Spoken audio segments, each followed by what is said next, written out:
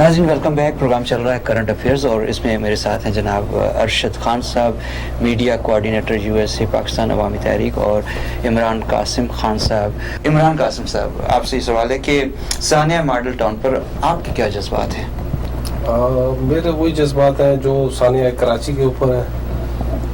Basically Karachi का वाक़या तो चलो हम समझते हैं कि उसमें मुलव्वस थे गैर मुल्की उज़्बेक थे, क्योंकि वाले साहब ने भी मुझे बताया था, उन्होंने खुद भी देखे उनके चेहरे, जिस तरह के चपटे चेहरे और उनके वो फेसेस थे, तो वो उन्होंने बताया था। वो तो चलो मानते हैं कि एक आउट ऑफ द कंट्री, एक थर्ड पर्सन को जिस तरीके से वो एजेंसियाँ उनको यूज़ करती हैं, मुख्तलिफ कंट्रीज हमारे पीछे लगे हुए हैं पाकिस्तान की सालमियत के खिलाफ, तो वो नज़र आता है। लेकिन है कि यहाँ पे जिस तरह की सिचुएशन थी, जो पुलिस के थ्रू और यानी कि गुंडों के थ्रू, आपने देखा होगा सिर्फ एक गुल्लू भर नहीं था, उसके अलावा भी काफ़ी लोगों को दिखाया है कि जिस तरीके से लूट मार की, ख़ास तौर पे इंसानियत की इंतहा होती है, ख़ास तौर पे लेडीज़ के ऊपर जिस तरह तशद्दुद किया गया है। 2 से 3 ख़वातीन भी उसमें शहीद हुई हैं, और शहीद ही कहेंगे उनको, जैसे कि इंसान यानी कि एक मुसलमान के हाथों मारा जाए और मुसलमान इस कदर जालिम हो जाए जो इंसानियत को भी भूल जाए।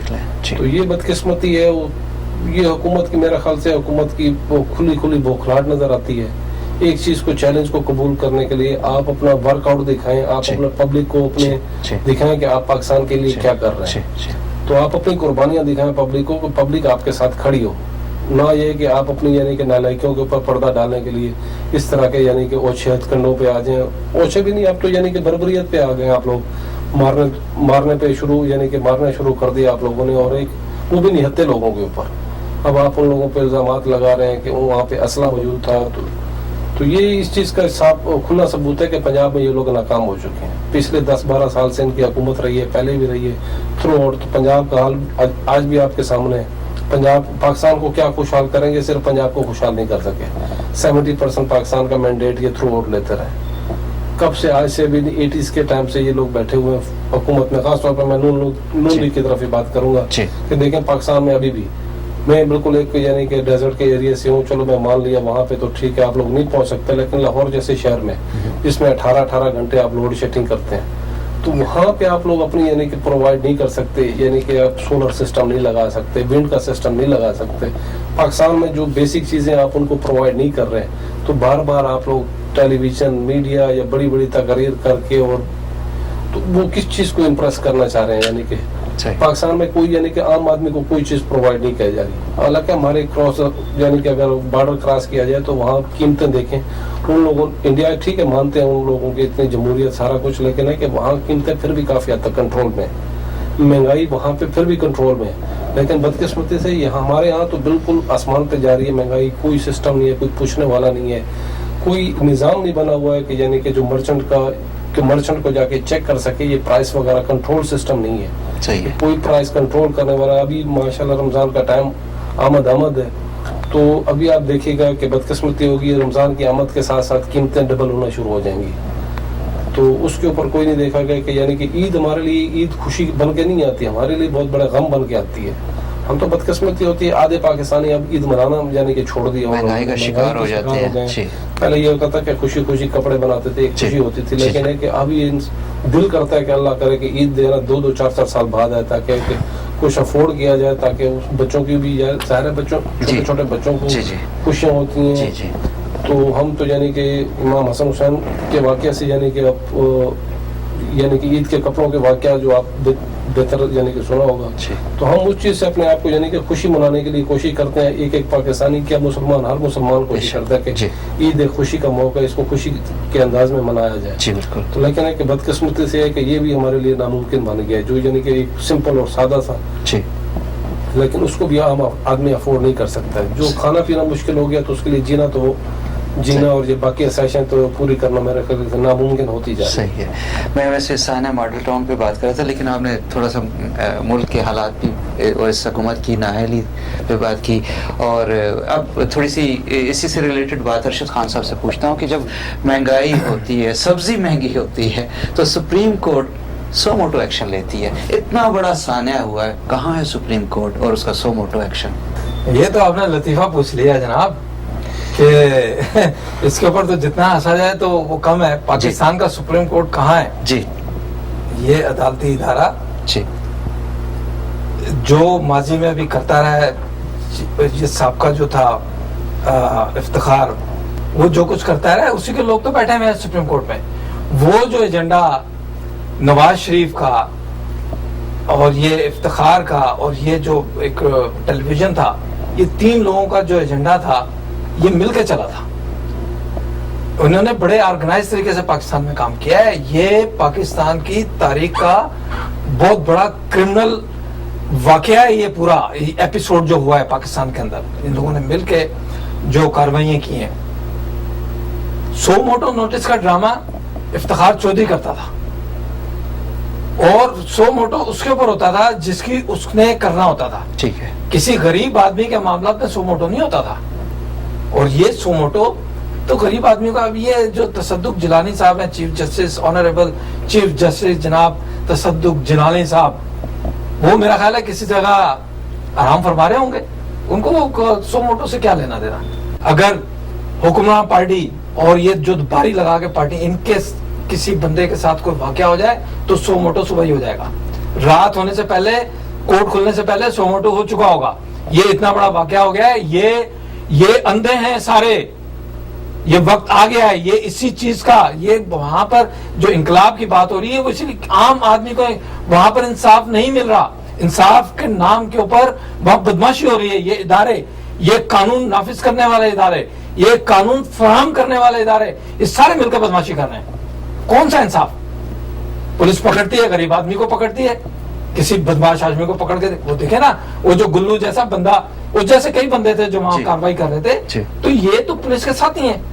جو یہ لوگ جو پولیس کے ساتھی ہوں گے تو اس کے ساتھ یہ جو عدالتوں میں جو لوگ، میں تمام ججوں کی بات نہیں کر رہا، لیکن چند جو جج ہیں جو عدالتوں میں بیٹھے ہوئے ہیں، آپ مجھے بتائیں، آپ پاکستان کے قانون سے واقف ہیں، عدالتوں سے واقف ہیں؟ پاکستان کی کوئی عدالت مجھے آپ بتا دیں جہاں پر بغیر رشوت دیے آپ کی فائل جو آگے کھل سکتی ہو. ہم عوام میں سے ہیں. میں وہ شخص ہوں، سن لو، جسٹس کے لوگ جو ہیں، عدلیہ کے لوگ، پاکستان میں 2 ججوں کو اینٹی کرپشن میں 1980 اور 81 میں ٹریپ کرا چکا ہوں میں، رشوت لینے کے الزام میں. میں رشوت باقاعدہ انہوں نے جو غریبوں کے ساتھ کرتے ہیں، میں وہ شخص ہوں کہ میں ان لوگوں کے، ایسے لوگوں کو جو چور ہیں، جو انصاف فراہم نہیں کر سکتے، جو رشوت کی بنیاد کے اوپر کاروبار کرتے ہیں، ان کو کیا پتا سو موٹو نوٹس کیا چیز ہوتی ہے. تو سو موٹو نوٹس کا پاکستان میں ایک ڈرامہ تھا، اور وہ ڈرامہ اب آلموسٹ تقریباً ختم ہو چکا ہے. لیکن تصدق جیلانی صاحب وہ یہ سو موٹو نوٹس لینے کی پوزیشن میں نہیں ہے. یہ تو سارے ان کے ہاتھوں یرغمال بنے ہوئے ہیں. یہ پورا ایک ٹولہ ہے جو یہ کام کر رہا ہے وہاں پر. تو لہٰذا آپ یہ توقع کریں کہ سبزی کے اوپر، یہ تو سبزی، تصدق صاحب جیلانی صاحب تو سبزی کے اوپر بھی نوٹس نہیں لیں گے. کون سا نوٹس؟ صحیح ہے. نوٹس تو جب لیا جاتا ہے نا، جب کسی کو نظر آ رہا ہو کچھ ہو رہا ہے. تو میں یہ آپ کو آپ کے اس چینل کے توسط سے عوام کو، ناظرین کو یہ بتانا چاہتا ہوں کہ پاکستان میں جو ظلم و بربریت کا بازار چل رہا ہے، جس میں عدلیہ بھی شامل ہے، جس میں قانون کے رکھوالے بھی شامل ہیں، جس میں قانون کی پاسداری کرنے والے لوگ بھی شامل ہیں، جو حکومت کو چلانے والے لوگ ہیں، جو فائنینشل کرائم کر رہے ہیں، وہ سارے کے سارے لوگ شامل ہیں. نظام ملک کا ایسے نہیں چلے گا جب تک آپ عام آدمی کو انصاف نہیں دو گے، عام آدمی کو روزگار نہیں دو گے، عام آدمی کو تعلیم نہیں دو گے، اس کو گھر چھپانے کی، سر چھپانے کی جگہ گھر نہیں دو گے. اس وقت تک اس ملک کا قانون، آئین سب کچھ اندھا ہے. اور اس کے لیے وہاں پر انقلاب لانا لازمی ہے تاکہ یہ چیزیں عام لوگوں کو، عوام کو فراہم کی جائیں. آج عوام اسی مسیح کی تلاش میں ہے، اور آج آنے والا وقت یہ ثابت کرے گا کہ لوگ ان کے پیچھے آگے جمع ہوں گے. پاکستان عوامی تحریک کا انقلاب پاکستان کا ایسا انقلاب ہوگا جو ان چوروں، اچکوں، بدماشوں، لٹیروں کے تابوت میں آخری کیل ہوگی انشاءاللہ تعالیٰ. کہہ رہا ہوں کہ چیف جسٹس صاحب جن کی آپ بات کر رہے ہیں، تصدق حسین صاحب، ان کا تو وہ کیا سو موٹو نوٹس لیں گے. ان کا اپنا بھتیجا 3 دن سے اغوا ہوا ہے، اور وہ اپنے بھتیجے کا سو موٹس نہیں لے سکتے، سو موٹو نوٹس نہیں لے سکتے. تو آپ کے اور ہمارے سبزیوں کا اور فروٹوں کا اور ان واقعات کا، یہ تو ماڈل ٹاؤن کا واقعہ تو بہت بڑا واقعہ ہے. اس کی تو آپ دیکھیں، اس میں یہ صرف ایسا ہی نہیں ہے کہ لوگوں کے ساتھ ظلم ہوا ہے، وہاں پر پاکستان کی تاریخ میں یہ پہلی دفعہ خواتین کے ساتھ ان کی عزتوں کو پامال کیا گیا ہے, ان کی گولیاں ماری گئی ہیں, ان کو سڑکوں پر گھسیٹا گیا ہے, یہ پامالی کہلاتی ہے. یہ تو اگر آپ نے واقعات دیکھنے ہیں تو جا کے کشمیر, جموں کشمیر میں دیکھیں جو انڈین فوج کر رہی ہے. یہ تو بدترین, ایک بہت بدترین واقعہ ہے, یہ ثانیہ ہے. اس کا نوٹس لینے والا کوئی ہے؟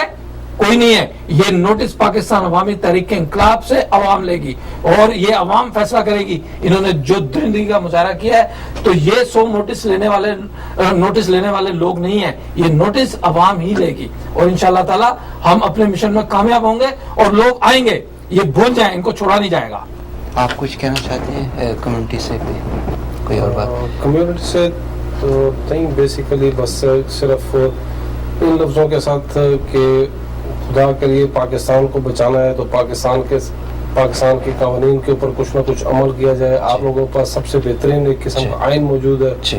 اگر کہ کچھ پولیس کے اوپر یا اس طرح کے, یا کہ بعد میں حالات ایسے پیدا ہو جائیں گے کہ وہاں پہ جس طرح سول وار عراق میں آ چکے, یہ کہ کہیں یہ خطرہ پیدا نہ ہو پاکستان میں, کیونکہ حالات ایسے آتے جا رہے ہیں. لیکن ہے کہ جہاں تک پاکستان کی سالمیت کی بات آ جاتی ہے یا اس کی خود مختاری کی بات آ جاتی ہے تو ہم لوگوں نے ہمیشہ, آج بھی نہیں ہے, میرا اپنا یعنی کہ آپ کہہ سکتے ہیں کہ فیملی بائی فیملی اسٹرگل کرتے رہے پاکستان کے لیے, پری پاکستان بھی تو قربانیاں دیتے رہے, تو آگے بھی دریغ نہیں کریں گے. لیکن ہے کہ ہمیں اپنی حکومت سے بڑھ کے بیسیکلی افواج پاکستان کے ساتھ وہ زیادہ یعنی کہ ہمیں وہ ہو جاتی ہیں, ہمدردیاں ہو جاتی ہیں, یا ان سے ہم یعنی کہ ایکسپیکٹیشن زیادہ بڑھ جاتی ہیں, کیونکہ اس طرح کے حالات جب پیدا ہو جاتے ہیں. تو صرف ہے کہ پاکستان اور پاکستان کی سالمیت کے لیے صرف اتنا کہوں گا کہ جب بھی وطن نے یاد کیا, ہم غریب لوگ شہر میں بجلیوں کی دھمک بھر کے آ گئے اور آئی نماز عشق, تو پھر ہم فقیر لوگ اپنے لہو سے آپ وضو کر کے آ گئے. پاکستان پائندہ باد. سبحان اللہ. ارشد خان صاحب, آپ اب پروگرام کے آخر میں مزید اپنی کمیونٹی سے یا پاکستانیوں سے کوئی بات کرنا چاہیں گے؟ میں پاکستانی کمیونٹی جو یہاں پر آباد ہے امریکہ میں اور بین الملک جہاں بھی آواز ہماری جاتی ہے, تو میں اپنی کمیونٹی سے, پاکستانیوں سے پرزور اپیل کروں گا کہ وہ پاکستان میں جو ظلم و بربریت کا ایک بازار گرم ہے, جو لوٹ مار کا سلسلہ جاری ہے, اس کو روکنے میں اپنا کردار ادا کریں. اور اگر ان کی لوگوں کی سمجھ میں آتا ہے کہ وہاں پر انقلاب کی ضرورت ہے تو اس میں اپنا حصہ ضرور ڈالیں. کیونکہ دیکھیں, پاکستان عوامی تحریک کے قائد نے جب دھرنا دیا یا پچھلے سال وہاں پر الیکشن سے پہلے جو مطالبہ تھا, تو اتنے لوگ وہاں پر گئے, ایک پتہ تک نہیں ٹوٹا اور انتہائی پرامن احتجاج رہا. ابھی یہ 60 شہروں میں ریلیاں جو نکالی گئیں انتہائی پرامن رہیں. کسی جگہ کوئی, کسی کارکن کے پاس, کسی شخص کے پاس کوئی ایک ایسی چیز, اوزار نہیں تھا. ہتھیار تو دور کی بات ہے کہ لوگوں کے پاس چھریاں چاقو ہوتے ہیں, وہ تک نہیں تھے. تو آپ یہ دیکھیں کہ ہمارے جو قائد ہیں ان کا تو ایک پرامن انقلاب کا ایک نعرہ ہے اور اسی کے اوپر ہم چلنا چاہتے ہیں. یہ ان کی ہدایت ہے. یہ رانا ثناء اللہ اور ان کے جغادری جتنے بھی, اور یہ پولیس والے بھی جو وہاں پر جو حرکتیں کر رہے ہیں کہ جی وہاں سے یہ اسلحہ برآمد ہو گیا, یہ ایک نمبر کے جھوٹے ہیں. اس سینٹر کے اندر اسلحہ نام کی کوئی چیز نہیں تھی. یہ انتہائی جھوٹے ہیں اور لوگوں کو بھی پتہ چل رہا ہے, لوگوں کو نظر آ رہا ہے کہ یہ جھوٹ بول رہے ہیں. انہوں نے اگر اسلحہ ہوتا وہاں پر تو یقیناً ان کے اوپر حملہ کرتے, پھر وہ اتنی آسانی سے نہیں مار کھاتے. تو میں پاکستانی کمیونٹی سے اپیل کروں گا کہ وہ جہاں بھی ہیں, جہاں بھی اس آواز کو سنیں, پاکستان کو بچانے کے لیے, پاکستان کو ان درندوں سے نجات دلانے کے لیے, پاکستان کے غریب عوام کو پرامن طریقے سے انصاف, روزگار, تعلیم اور امن کی بازیابی کے حصول کے لیے اس انقلاب میں اپنا حصہ ضرور ڈالیں, تاکہ ایک دفعہ یہ ملک ان لٹیروں کے ہاتھوں سے نجات حاصل کرنے کے بعد ایک صحیح ٹریک پر آئے, تاکہ اس ملک کا نام روشن ہو. پاکستان کا نام تو روشن ہے ہی ہے, لیکن اب اس روشن نام کے اوپر ایک داغ لگنا شروع ہو گیا ہے. پاکستان امت مسلمہ کا واحد اٹامک ملک ہے اور اس ملک کی جو اللہ تعالیٰ نے ہمیں ذمہ داری ہے اس کی حفاظت کرنا ہماری ذمہ داری ہے. تو آج پاکستان کے لوگ جہاں کہیں بھی ہیں تمام مصلحتوں سے دور ہو کر, تمام پارٹی بازی سے دور ہو کر اس ملک کو بچانے کے لیے اپنا کردار ادا کریں.